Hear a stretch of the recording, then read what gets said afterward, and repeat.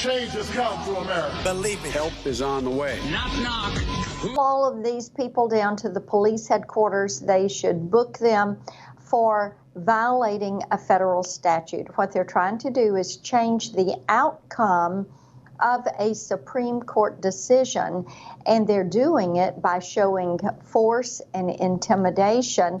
And think about the disruptive nature of this. All of your viewers, think about if somebody came to your neighbor's house and started protesting and blocked the street to your neighborhood. Your children couldn't go outside. They couldn't ride a bicycle.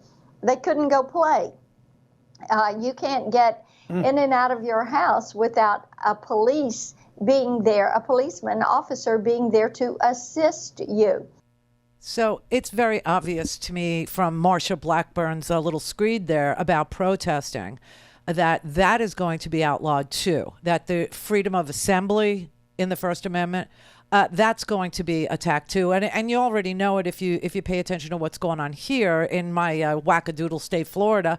Our governor tried to pass a law saying that all protest was mob violence and that you couldn't protest in the street, in public streets any longer, and that if a motorist was somehow delayed or detained or had to detour around you or wait a minute for you to cross the street in the middle of a protest, they then had the right to run you over.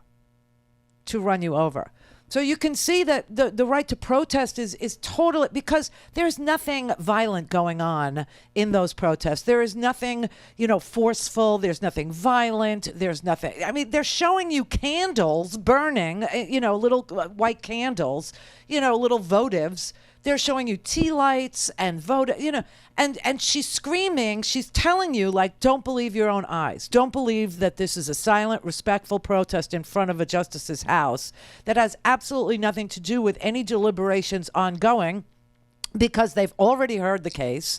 They heard the case in December. They decided the case in February. The decision was leaked somehow. Everybody has read it, who needs to read it, who wants to read it. She's probably never read it. It is an opinion that is 98 pages long, meaning somebody worked really hard on going back to the 13th and the 17th century in order to take away a woman's right to privacy. But it's done.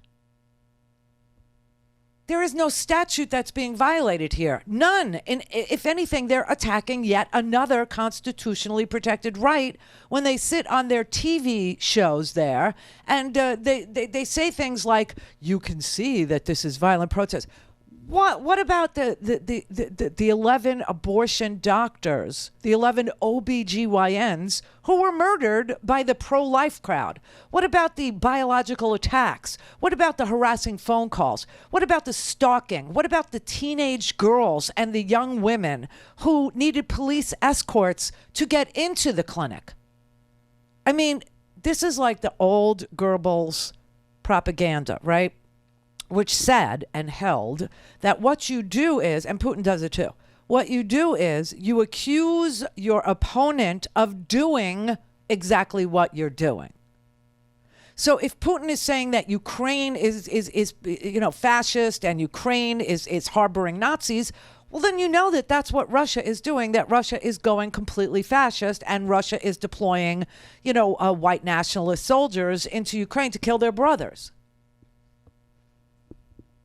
So if they're saying, and they're sitting there saying January 6th was a peaceful protest, it was, even though there's tape of them saying that January 6th was an insurrection, January 6th was violent, January 6th, nobody wants to be associated with it because January 6th was beating police officers, crushing police officers. January 6th had everything to do with, blocking an official proceeding of Congress, which was the certification of the Electoral College and their votes. I mean, it is so completely fascist what they're doing.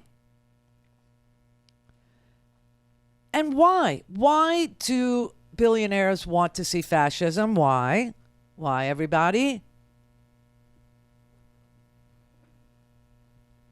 Because this is oligarchy. We've been living in a kleptocratic society for a long time now, since Citizens United.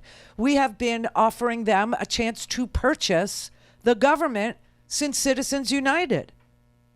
And they have said, yay, let's do that. Let's take them up on it. Let's do it. Well, how we control the people? I mean, racism is good. It works for a certain amount of people. It worked, but it's not working for the evangelicals.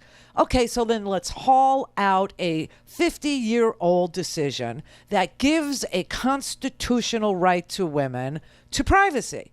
And let's rehash that ahead of the midterms. Let's rehash that. And while they're very busy fighting about the right to privacy, we'll be purchasing the court. We'll be purchasing it.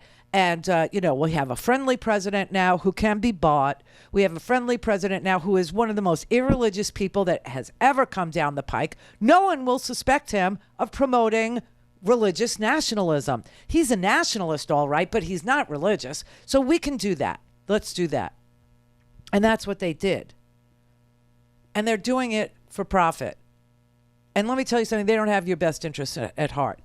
When you look at the lack of competition in this country, by design, okay, they don't want to see antitrust legislation. They don't want to see their good thing come to an end. They don't, we're being held up at gunpoint, basically, at the gas pumps by a handful of energy companies who run the world.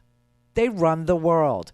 And here we are in America talking about a windfall profits tax that would apply to them here in the United States, like British Petroleum, like Royal Dutch Shell. You see what I mean? They would all be facing windfall profits tax because their profits are so astronomical right now as compared to their profits a year ago, right? And they're gouging. So the price of oil is below $100 a barrel, but the price of gas yesterday here in Florida was over $5. What is that about? That's called gouging. And how is that possible? Lack of competition. You are being lied to. If the market were actually competitive, corporations would keep their prices as low as possible as they competed for customers. Even if some of their costs increased, they would do everything they could to avoid passing those costs on to consumers in the form of higher prices, for fear of losing business to competitors. But that's the opposite of what we're seeing. Corporations are raising prices even as they rake in record profits.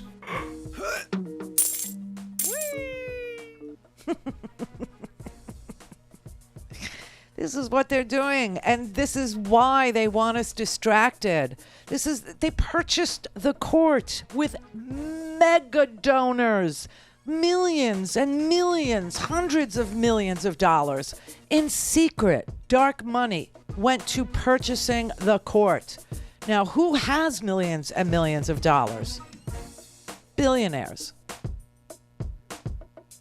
Do you understand? This is a ruse. This is a game. This is literally making the unwashed masses desperate.